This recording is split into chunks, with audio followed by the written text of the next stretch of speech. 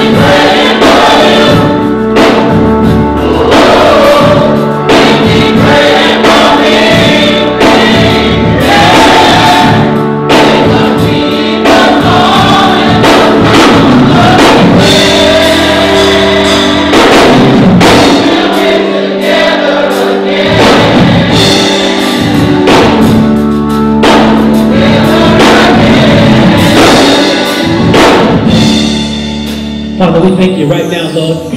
Lord, we thank you for your word today, Lord God.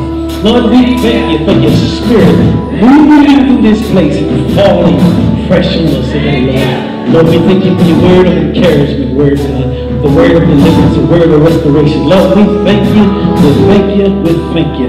Now, God, it's my prayer that we as your people, God, as we get ready to depart from your sanctuary, that we never be departed from your presence, God, that your hand of protection will always be upon us to lead us and guide us and keep us safely out of harm's way. Now, may the grace of God rest, rule, and abide, here and forevermore, and all the children of God sing together.